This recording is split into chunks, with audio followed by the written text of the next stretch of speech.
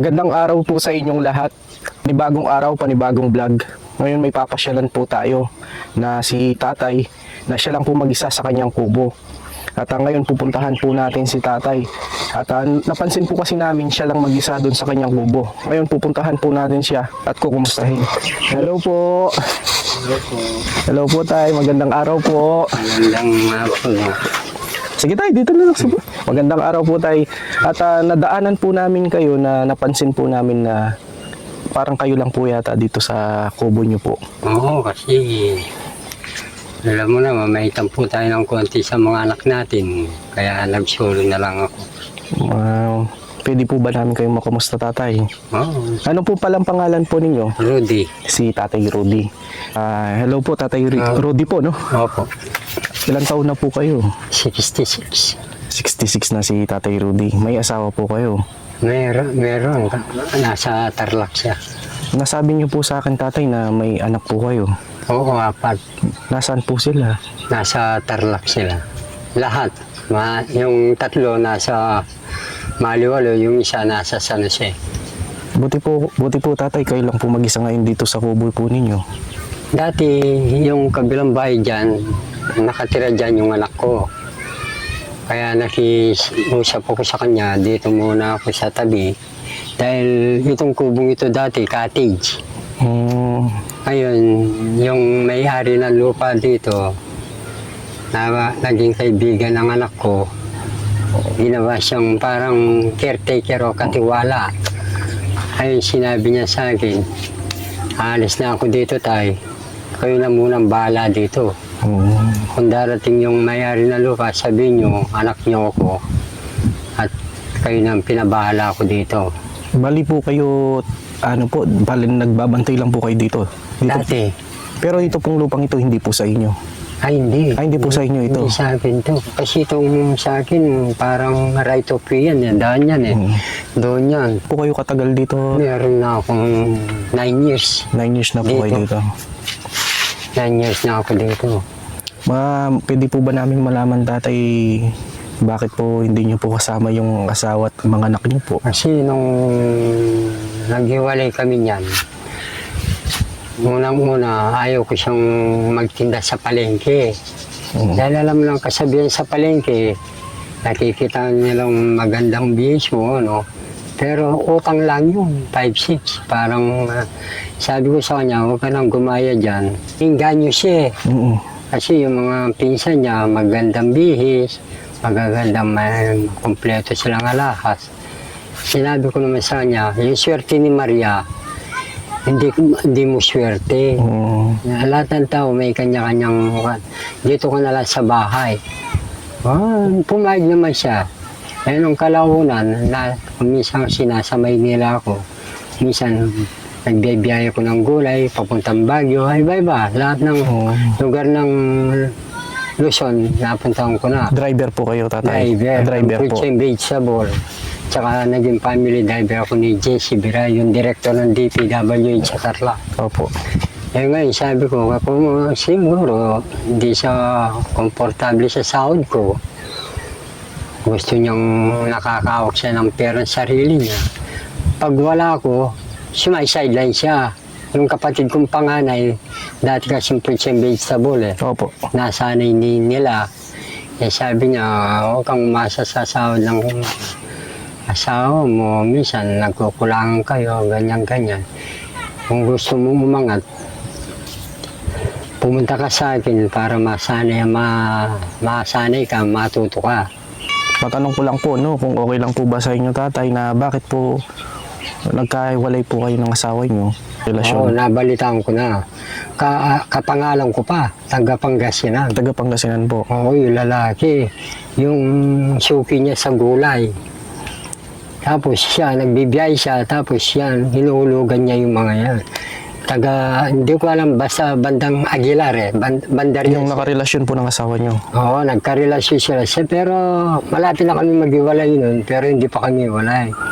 Parang ang dating po ngayon tatay, kayo pa po, parang medyo may tampuhan pero May tampo lang ako. May tampuhan po kayo pero parang naganap na po kagad. Parang meron na pong nang nakarelasyon po. Parang sa tingin ko lang, parang pinantakip niya sa mga utang niya. Yung pong naging karelasyon niyo po. Oo, kung minsan nakakairam siya ng pera doon. Kung hindi naman sa pilitan kung kailan niya bayaran. Ang dating po kasi ngayon po mga kabuksi, yung gusto po kasing anuhin po ni tatay, nung naghiwalay po sila ng asawa niya, ang reason po talaga nung nagsisimula siyang magtinda. Oo. Parang inaano niyo po sa kanya na hindi naman po siya pinipigilan yung magtinda. Ang inaano niyo po na wag po siyang umutang, baka mabaon po siya. Doon po nagsimula. Oo. Tapos nung katagalan, meron po siyang nakikilalang nagtitinda ng gulay o pinagdi-deliver niyang gulay, parang naging karelasyon niya po. Oo, nagkarelasyon sila. Pero ako, sabi nila, walang ebidensya. Pero sinundan ko sila. Nakita niyo po. Nakita ko doon sa gilid ng jeep, niyayak at hinahapos yung asawa ko. Nung nakita, Yung pangalawang panganay ko, maliit pa lang yun eh. Hindi pa binatil yun. nung nakita niyo po tatay, ano po yung naramdaman niyo po nun? Kumabugang dibdib ko. Parang nasaktan ako.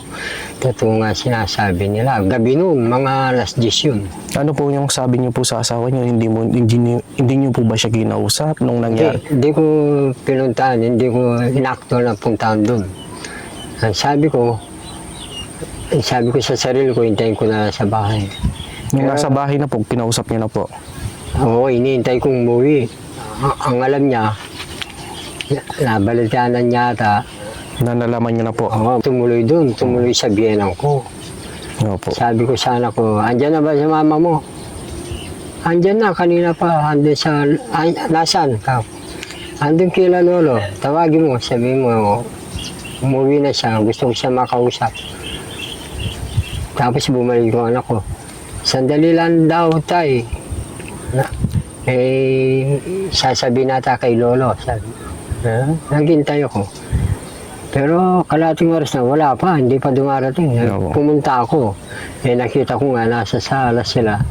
Meron silang ibang pinag-uusapan, hindi naman tungkol sa kanilang dalawa. Pero umatras na ako, umalis na ako, bumalik na ako sa bahay. Ayun, hindi rin umuwi, maghapon yun, magdamag. Ano na po kayo katagal na magkahiwalay ng asawa niyo tsaka yung mga anak niyo po? Mula ngayon, Opo. mga may mag 30 years na siguro. Matagal na din po. Oo, matagal na. Wala po ba kayong ano sa mga anak niyo po na ngayon po hindi niyo po sila kasama? Hindi po ba masakit yung kalooban po Masakit ninyo? din, kaso tinitiis ko na lang. Wala naman akong magagawa, ayaw nila sa akin. Hindi niyo po ba sila kinausap na mapasyalan kayo, kumustahin kayo? Minsan, papasyal. Kung minsan, hindi. Alam nila po yung tirahan niyo po dito. Ay, alam nila. Pero, Nung nakikita nila yung kalagayan niyo tatay, hindi po ba kayo inalok ng mga anak niyo na tumira sa kanila? Na, hindi. Hindi po. Pero ngayon po tatay, kumusta yung kalagayan niyo po dito? Kumusta yung pang-araw-araw po ninyo? Okay naman kung may magpapatrabaho. Yun nga lang. Pupuntahan ko muna sila kung may magpapatrabaho sila. Pag sinabi nilang hindi muna, hahanap na naman ako ng iba. Nakakarating pa nga ako sa Susuba. Yung minsan doon, nagpapapinta ng bahay. Pero siguro tatay, yung ganito po na nangyari po sa inyo ng asawa niyo, nung anak niyo, siguro may reason po sila bakit po sila lumayo. Maaari. Hindi lang po siguro yung pagkakamali lang po ng isa, baka maano nyo din po sa sarili nyo na meron din po kayong pagkakamali. Oo, Hindi ko po masasabi na Inamin ko naman eh. Sana naman, ako naman, oo, nakakuha ko. Yung nagkulang ako sa kanila. Kung minsan yung pagdidisiplina ko, sumusobra. sumobra po, no? Ano po kayo pananawagan sa mga anak nyo, kahit sa mga anak nyo na lang po na gusto nyo po sabihin sa kanila. Sana yung mga anak ko, magsikap kayo. Huwag niyo kong gayahin sa pagdidisiplina. At sana, yung una nating nakaraan nun, pasensya na kayo, humingi ako ng tawad sa inyo. Kung hindi niyo ako mapatawad, asa sa inyo yan. Pero yun sa akin, para sa inyo rin yan. Dala niyo rin yung pagmamalaki niyo, yung pagdidisiplina ko sa inyo, hindi kayo napariwara. Sana, kung ayaw yung matulad kayo sa akin, o yung sa nanay niyo, o ako, huwag niyong gayahin. Nakikita niyo naman, walang patutunguhan ang nangyari sa amin ng nanay nyo. Pero okay lang kung kayo, may isip na kayo, malalaki na kayo, kung ano yung nararapat gawin nyo. Kung saan kayo masaya, dyan na lang kayo. Pero yung broken family, number 1 yung huwag gagayain. Masakit. Masakit, tatay. Kaya ko sa problema ko, bakit tayo nangyaring ganito? Hindi ko isipin na ganito, napakatino ng nanay nyo noon. Pero bakit biglang nagbago lahat? Dahil nga sa palengke, yung pagpupunta niya, pagtitinda niya sa palengke, noon pa pinag-awain namin yan, ayaw ko. Dahil mababaw lang siya sa utang. Pero anong ginawa niya? Sinunod niya yung gusto niya. Anong nangyari? Nasira ang pamilya. Ngayon po, tatay, ito pong kubo niyo po, kayo lang gumawa nito. Oo. Kayo lang pong gumawa. Oo. Paano po yung pang-araw-araw niyo pong kinakain? Pangkain niyo po sa pang-araw-araw? Ayan, kung minsan, pag yung mga kamuting kahoy ko, binebenta namin sa palengke. Nagtatanim po kayo? Oo, ang dami yan dati. Ngayon nga, nasisira sa kambing. Minsan, nakipagtrabaho ako kung saan. Yung pintor, magdadamo, nag-grass cutter, marami. Oo. Hindi na ako namimili ng trabaho. Opo. Kasi Tatay Rodolfo po, no? Oo, ganda. Napasyalan po natin si Tatay Rodolfo at napansin po kasi namin siya lang mag-isa dito sa kanyang kubo na maliit na kubo na barang pinagtagpi-tagpi lang po. Ngayon, kaya po pinuntahan po natin si Tatay para kumustahin at hindi po namin alam kung ano yung reason, Tatay, no? Yung buong kwento po ng pangyayari tungkol po sa asawa nyo, sa mga anak nyo at yung alitan po ninyo, yung pagkakahiwalay po ninyo. Kami po, nandito po kami para hindi po magkisawsaw doon sa anumang pong issue ng pamilya po ninyo. Ang sa amin lang po, Tatay, meron po kaming ibibigay po na tulong po sa inyo. Yan, salamat naman doon. Ito po, si Tatay Rodolfo, pinuntahan po natin. At sana po, yung sa mga anak po ni Tatay, sana po magkasundo na po kayo ni Tatay Rodolfo, mapasyalan niyo po si Tatay, mapag-usapan nyo. Tatay, umingi po tayo ng kapatawaran. Oo, Kung ano man po yung kasi pagkakasala nyo po sa mga anak nyo, sa asawa po ninyo, kailangan po humingi din po kayo ng pasensya at kapatawaran po. Para kayo din po, mabigyan din po kayo ng... sana, yun na hinihingi ko. Pero kung ayaw nilang, basta ako, humihingi ako ng tawad sa inyo. Kung ayaw nyo kong patawarin, nasa sa inyo na yan. Sana, ngayong Pasko, sana masaya kayo magkakapatid. Yun lang, mabalitaan ko lang na masaya kayo. Masaya na rin ako. Hindi ko na iniisip yung pasyalan nyo ako, basta magkita ko lang kayong apat. Nagmamahalan, magtutulungan. At unang-una, kahit hindi nyo ko tulungan, yung mama nyo na lang, tulungan nyo. Sana patawarin nyo ako sa akin nagawa. Sana mapanood nyo itong vlogger na ito. Ay, hindi ko mamasabi nung araw sa inyo ito, pero ngayon sinasabi ko sa inyo, matagal na ako nagsisisi. Pero yung magkabalikan kami ng mama mo, kahit mamatay na ako, hindi ko nababalik ang mama nyo. Hindi po, Tatay. Gusto ko kayo magkakapatid, magkakasundo lang kayo. Huwag nyo kaming gayahin ng mama nyo. Tatay Rodolfo, ito po, sana makatulong po sa inyo. At ito po, bigay po ni Ma'am Edith. May dala po tayong 25 kilos na bigas. May dala po tayong grocery, sabon panligo, panlaba. Ito po, Tatay, tanggapin niyo po. Malaking tulong na po ito. Para nabagyuhan na ako ng Christine at saka Leon ngayon. Masaya po kay Tay. Oo, salamat naman to.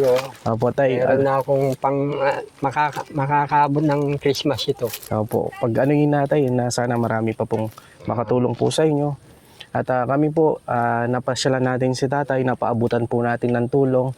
No, tay. Oo, Wag lang po mawawalan po ng pag-asa. Magdasal lang po lagi. oo, basta. At isipin niyo po tatay, yung pong mga anak niyo, yung asawa yun, yung nangyari po sa inyo, na sana ipag-pray po natin na dumating yung panahon na magkapatawaran po kayo at magkasundo na po. Yun ang inaanap ko. Kasundo, kahit hindi na kami magkabalikan. Opo, mas maganda po sa Parang pakiramdam. kaibigan na lang kami. Opo. Yun. Para masarap sa pakiramdam po tatay, Masarap. di ba? Oo. Na wala po kayong parang wala po kayong alitan, wala Oo, pong yun sama ang ng gusto loob. ko. Walang sama ng loob. Pag nagkita, parang beso-beso, ganyan. Tapos parang kaibigan na lang. Yun ang Parang ano na lang tatay, kahit na paano po yung nangyari po sa inyo, parang makalimutan na.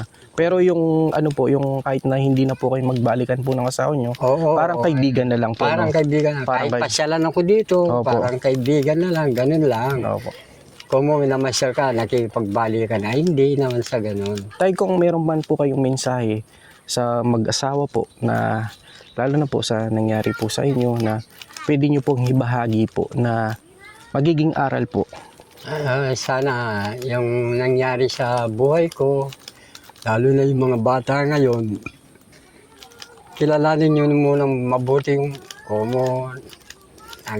sinagot nyo na siya. Kailangan kilalanin nyo muna yung ugali ng tao, kung talagang mahal na mahal mo siya, o ano, yung pang lifetime na, yung tinatawag na till death do us part. Kasi karamihan ngayon mga bata, nauna pa yung sa pagpapakasal eh.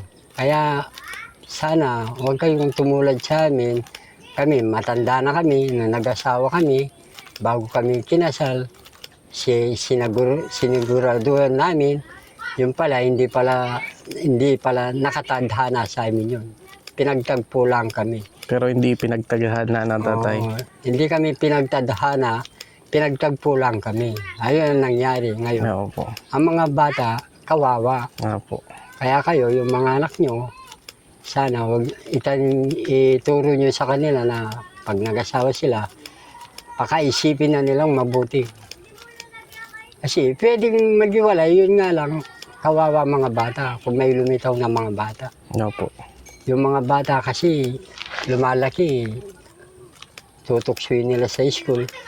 Ay, yung nanay na, yung tatay na, ganito. Opo. Akakaiya. Parang ano po tatay, yung po kasing ano po ni tatay na pag-isipan muna bago po mag-asawa. No tatay, Oo, pag-iisipan pag-isipan muna. niyo muna. Kasi pag nandyan na po yan, nagkapamilya na po, lalo na po pag nag-broken family, yung tatay, yung nanay, mas mahirap para sa mga bata po Oo. na maghihiwalay po yung mga magulang po nila. Lalaki po kasi yung mga bata na nasan yung nanay ko, nasan tatay ko, bakit nagkaganito. Kaya po, ito po, sana maging aral po sa atin, maging lesson po ito, lalo na po yung kwento po ng buhay po ni tatay. Sana po, ito po yung mapanood po ninyo at sa mga kabataan po ngayon, no tatay? Oo, unang-una, yung mga bata, mawawala ng respeto sa inyo. Hindi ka re-respetuhin ng mga anak mo, tatay at nanay. Mawawala. Kaya yung pagmamahal, itanim nyo sa mga anak nyo. Mahalin nyo yung anak nyo at ganyan din ang igaganti nila sa inyo. Ano po? Salamat naman sa mga nagpadala nito. Kahit hindi nyo ako kilala, ay maraming salamat po sa inyo. Utang na loob ko po sa inyo ito at least makakaraos na po ito hanggang Pasko na. Abot ng Pasko tatay. Abutin ko lang hanggang Pasko ito. Utang na loob ko po sa inyo ito. Ay hindi tatay, hindi po ito utang na loob. Ito po binigay po ng Panginoon Diyos. Sana- Blessing po ito tatay. Oh, sana sa susunod na blessing, bigyan nyo sa akin trabaho na. Gusto niyo po? Nahiya na ako pag ganito na naman. Po. Ayaw ko na relief, gusto ko trabaho. Trabaho. Ano po ba yung Basta yung kaya ko, alam nyo naman, nakikita nyo naman ng tsura ko kung ano yung kaya kong trabaho. alam niyo po mga kabukusi, nasabi sa akin ni tatay na kung sakaling mabigyan po siya ng tulong, ang hinihingi niya trabaho.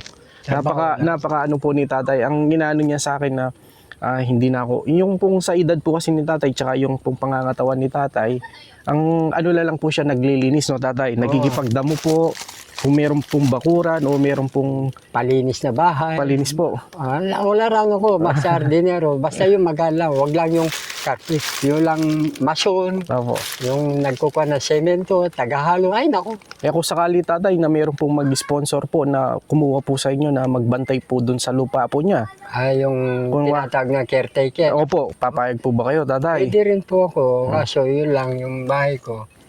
Baka kung talagang pang lifetime na yun, basta namimili po ako ng amo, basta yung makadiyos. Hindi po tatay, no? Hindi na po kami magtatagal. At ito po mga kabuksi, napasyalan po natin si Tatay Rodolfo na nagbigay po ng tulong si Ma'am Edith. Nagpapasalamat po tayo sa mga sponsor po natin na nasa ibang bansa. O tay, halis na po kami, no tay? Sige po, salamat. Sige po. Maraming Sige po salamat po. Bye-bye po. Kasama ang laging kaagapay